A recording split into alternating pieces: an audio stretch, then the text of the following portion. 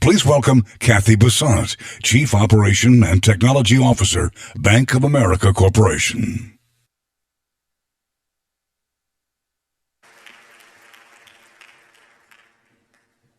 Oh my goodness, and now they send up the geeky banker? Wow, that just happened. Beth Spangler definitely in the house tonight, and I'm not sure you know this, but this was an original piece that she wrote. So what a fantastic performance by our chorus and by our dancers and by Beth. Good evening, everybody. I'm so honored to be here. What a special and incredible night. Just look around at the people in this room. This is who we are, a family together. This is the team that comes together in our various parts and forms to create all that is special about our center city and our community. And look what we get to do tonight. We are remembering and we're honoring a phenomenal set of people who bring life to the word citizen in, it's Beth's word, amazing ways. As for me, I get the tremendous honor of introducing our 2016 Vision Award recipient, Dr. Michael Marsicano. Yes.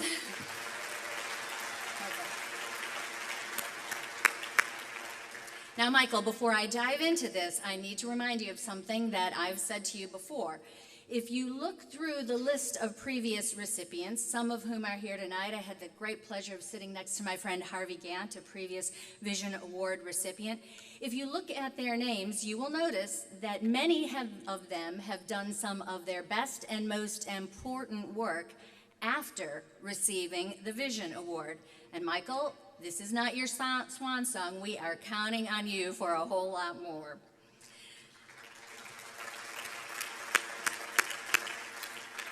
Like many of you, I have known Michael as a leader and as a friend for over 15 years. So I, like many of you, completely get the joke that is rampant among his friends and fellow collaborators. The most frightening things that Michael Marsicano can say, or that another person can hear, really there are three of them. I have an idea. Oh, I was thinking in the shower this morning. Or the very casual dropped in, what if? Michael is a man who is ignited. He is flat on fire when he spots a challenge, or when he sees an opportunity, or when he sees someone left behind, or when he finds some chance for Charlotte to be the first ever. He is always fearlessly committed to what's good and what's right for people and for places and for institutions. And for him, what ought to be doesn't happen without those scary words and the what ifs. What I thought I might do tonight is not regurgitate your program, but maybe give you just a couple of minutes of what I think happens between the lines of Michael's accomplishment, what makes Michael such a tremendous leader and such a very special person. When I describe Michael to someone, or I hear him described to me, they're usually a flurry of words, and remarkably, over time and across various people, they are very consistent. The first word is, of course, quite apropos for the award tonight. You can't describe Michael Marsicano without using the word vision. Michael's got an awesome, and I use that word in every single sense of it, awesome ability to have and to create vision. He's legendary for it. And the streets of Charlotte are lined with the incredible what-ifs that begin those visions. The second word that comes always as a fast follower is actually really a phrase. He always, and I really don't like to use the word, but I mean always, gets things done. Now, Michael knows, and the people who've collaborated with him have experienced the fact that he requires high-quality debate, discussion, and deliberation in all things. He sets a very high standard for driving quality processes.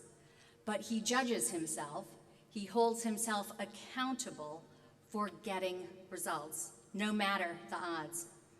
And finally, the third word virtually on every tongue is courage.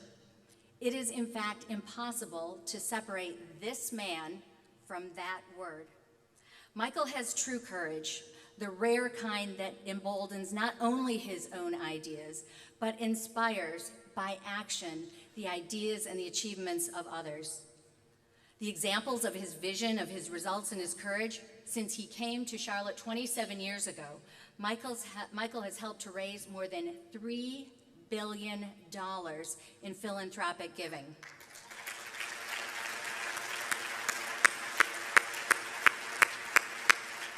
And I would define making those asks, having sat across the other side of the table from him occasionally, as courage. During his tenure, the Foundation for the Carolinas has moved from the 35th largest community foundation to the 9th largest community foundation in the United States.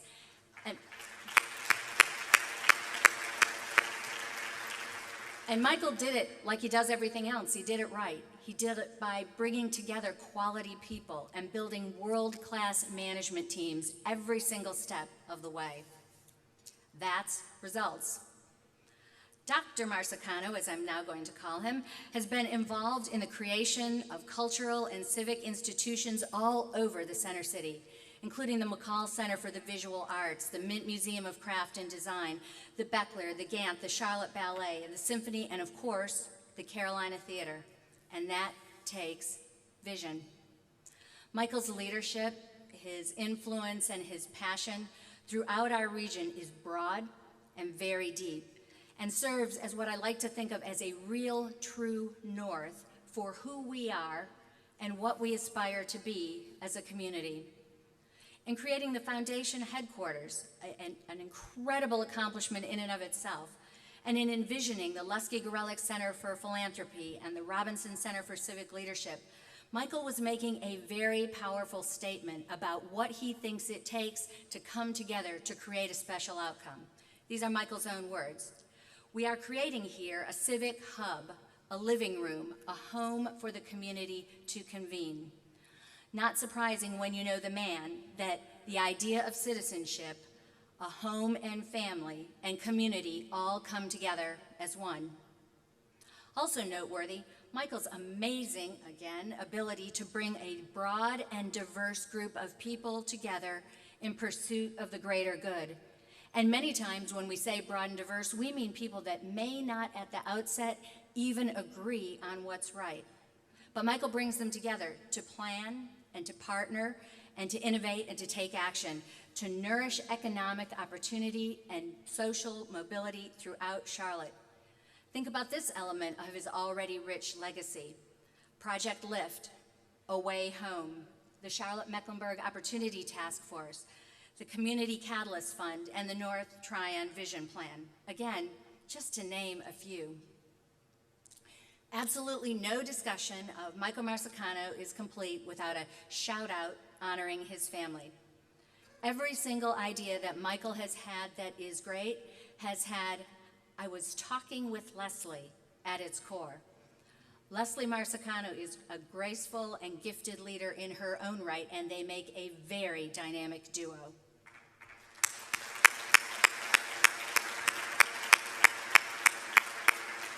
And Michael and Leslie's three sons, Michael's passion for them makes his passion for civic activity look pale. Just read their letter in support of Michael's being nominated as Father of the Year. You will cry. I did, and I still do when I think about it, and I read it several years ago. Sally Robinson, as Sally always does, sums it up incredibly well. Michael has always been about pursuing a vision of how to enrich the lives of all of our community. His success in achieving this vision in its many manifestations is truly, truly remarkable. I agree, Sally, and you and I aren't the only ones who feel this way about our incredible friend. Let's go to the video.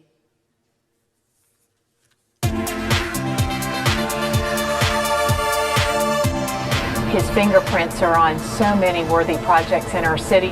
He wanted philanthropy to become a part of the DNA of Charlotte itself. He is one that has great feeling in regard for people and humanity and what he can do to make a difference. He had big ideas and he didn't mind putting them to work. And he didn't mind putting you to work, putting his ideas to work. One of the things that's been so striking is hearing about his vision through people. I think Michael's vision is probably inspired by many parts of his background. I mean, he doesn't club you over the head with where he wants to go with something. We couldn't have done what we have been able to do without his leadership and his vision. So he brings an inspired way of creative problem solving to issues. Right now, he's providing much needed leadership in the city. He mentioned to me once in one of our early meetings about how for him leading is about having incredible people around you. His personality is such that he likes to push, particularly the volunteer leadership that he deals with, to the front. So Michael's a legendary fundraiser anywhere. I heard about Michael prior to coming to Charlotte. So he's made it into a very successful foundation on a national scale, and I think even on an international scale. As we used to say in the trust department, we want maturing wills. But he also wanted the foundation to use its philanthropy on things that made a difference in the quality of life of Charlotte. There's so many things to admire about Michael, but I would put at the top of the list his willingness to swim through choppy waters and to tackle some of our toughest issues. Right now, for instance, working on the Opportunity Task Force, it is absolutely critical for our work at United Way. Diversity, economic opportunity, educational equality, affordable housing, sustainability of the arts institutions. And he thinks about the culture of the place, trying to make it better, make it a more welcoming city to everyone. His love for the arts, his love for culture, his love for the structural art, the art of music, the art of play. He's not just about philanthropy or just about the cultural aspects of Charlotte and the region. He actually cares about bricks and mortar. Of course, the most important place is the foundation of the Carolinas building itself. This building is an example of the amazing vision of Michael. And this whole notion of reviving the Carolina Theater, getting involved in the North Tryon Street Vision Plan, that is a remarkable achievement. First and foremost, a very nice guy, and got some southernness in him. I'm also grateful that Michael's in our community. Of course, he could be in any community. When a person talks about their family like Michael does, you can rest assured that he's going to be concerned about the community that he lives in as well. He has a PhD from Duke, which all of us try to forget. That is all us Carolina types. But having the heart makes a big difference. So he has that to go with a big brain as well.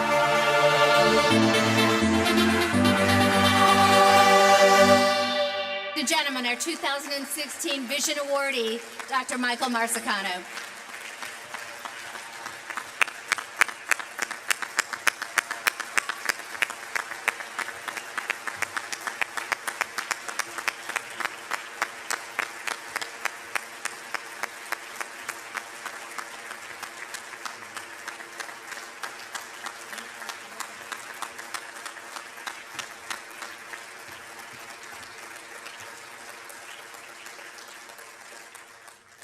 Michael, the artwork that everyone else can see and you can't see was created to commemorate this award. It was created by an Asheville-based artist named Haas Haley. And this is what he himself had to say about the award, and I couldn't resist. I have to read it. This award exemplifies vision from the initial spark of an idea through achievement and realization. There aren't more perfect words to describe you. Congratulations.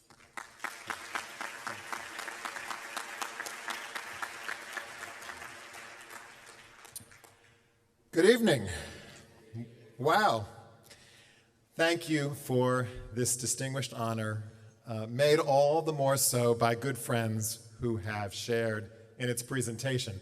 Hugh McCall and Harvey Gantt have been my mentors for nearly 30 years. You will not find civic leaders more admired than Anna Spangler Nelson, Ophelia Garman Brown, and Pat Riley. And seeing oneself through the eyes of the next generation of great leaders like Sean Garrett is a humbling experience. And my respect for Cathy Bessant is of the highest order. To have it reciprocated with such a remarkable introduction means the world to me, as does her special friendship. Receiving an award from an organization as forward-thinking as Center City Partners, led by an executive as innovative as Michael Smith, holds great meaning for all who have walked across the stage this evening, and I want to congratulate my fellow honorees for their exceptional achievements. After the surprise telephone call from Michael, I contacted Maura Quinn for the specifics. She reminded me the Vision Award recipient speaks for about 10 minutes. Somewhat apprehensively, I asked, "What would you have me speak about?" Her answer, while specific, was not at all directional. And I quote, "It's the Vision Award, so be visionary." Okay, I said, silently contemplating what vision on demand might look like. Searching for inspiration, I took a long walk across our exceptionally beautiful Center City. I started at the home of our Carolina Panthers.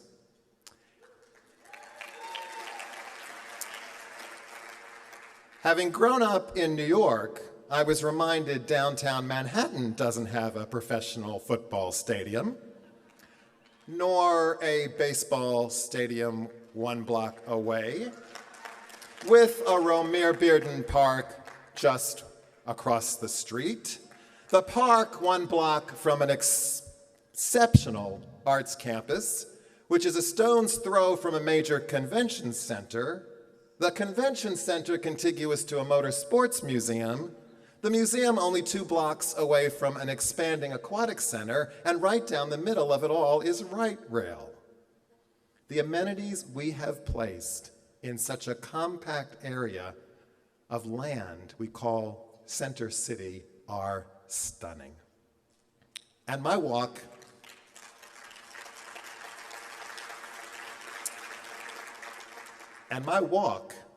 had just begun. Between these amenities, we find soaring corporate hotel and residential towers. And while gazing up, the 11 previous Vision Award recipients popped into my head. All connected first to private enterprise, their visionary fingerprints were profoundly evident. Each did well in order to do good, and their Center City achievements were the culmination of having done both. But I was not cut from that cloth, and suddenly it hit me.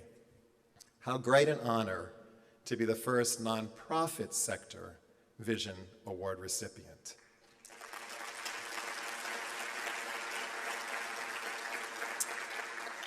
And as such, I stand with several nonprofit leaders and city and county department executives distinguished with Center City achievements. Many of these accomplishments significant beyond their intrinsic values. I'll give you an example. We enjoy programs at the Levine Center for the Arts, but without this cultural campus, there would be no adjacent Duke Energy Tower. I know because I was there for Wells Fargo's decision to build it. Apartments would not be rising above the Mint Museum today. And just across the street, both Crescent Communities and Lincoln Harris are planning massive development projects. Without Romare Bearden Park, there would be no sky-high traffic jam of cranes feverishly lifting up commercial and residential properties all around the park. The list continues.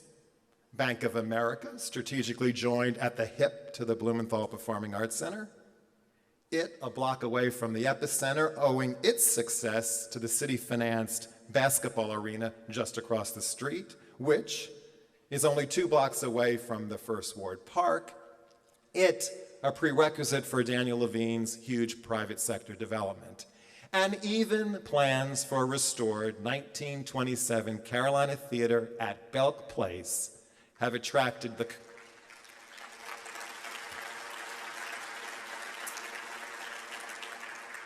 Even that theater project has attracted a luxury hotel on top, and down the middle of all of that is Light Rail. Many of these nonprofit and government-initiated amenities we consider loss leaders. I have never liked that term. An oxymoron for sure. How can successful leaders be lost or be losers? It was coined because our lens of success is largely shaped by private enterprise. Lose money on an amenity in order to make money on private enterprise in proximity. Now, most of us believe it necessary to do well in life before we do good. Yet our uptown experience suggests the opposite is also true. When we have done good in Center City by capitalizing on not-for-profit visions, lots of folks and companies have done exceedingly well.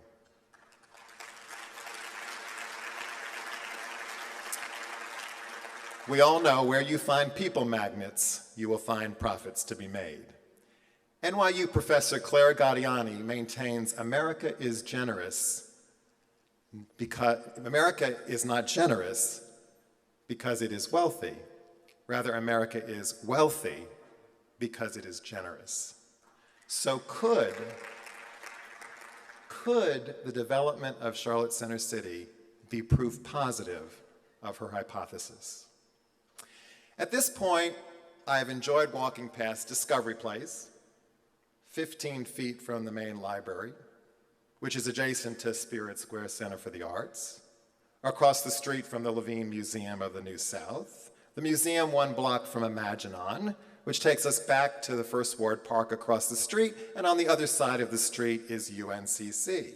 Once again, down the middle is light rail. Talk about the concentration of amenities like no city I know. Only this time, on my walk, I noticed children all around me. I have always believed the great American city of the 21st century will be designed through the eyes of children. When you design for children, you create safe, accessible, and animated places. And what millennials, empty nesters, families, and businesses wouldn't want to reside in safe, accessible, and animated places? Uptown has been successful at 2 of the 3. One of the safest places in Charlotte and exquisitely animated. Uptown accessibility needs to be our next frontier. We call downtown uptown. Gentrification was necessary, but it is not sufficient. Some folks can't imagine working in our tall towers. Upward mobility is a hand we must extend.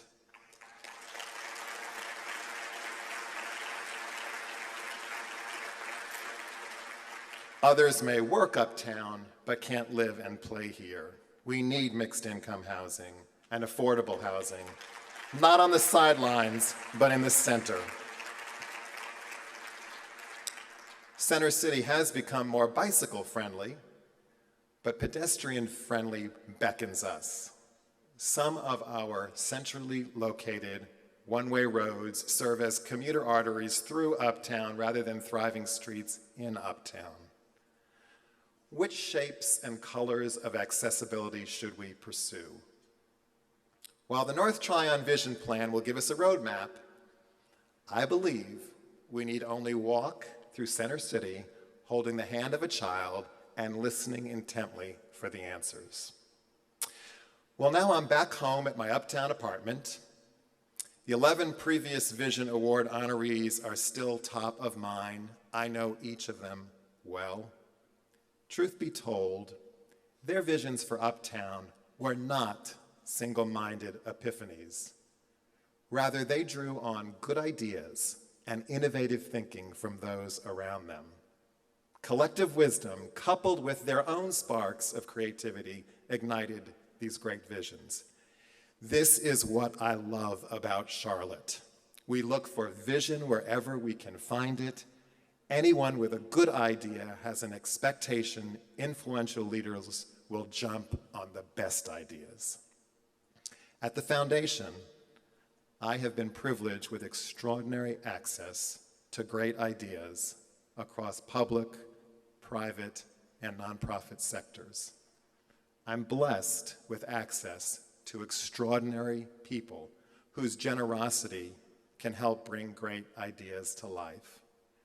Receiving this Vision Award brings me hope that my stewardship of such access has been of value. My deep appreciation to Pat Riley, Michael Smith, and Charlotte Center City Partners.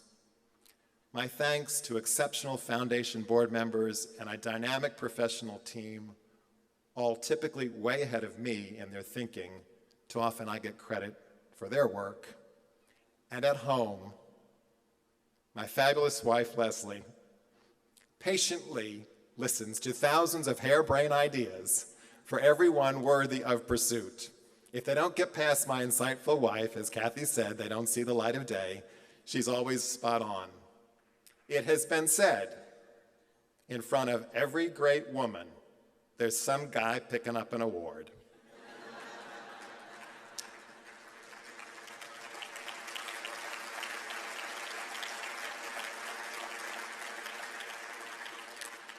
Tonight, I'm just that guy. Thank you.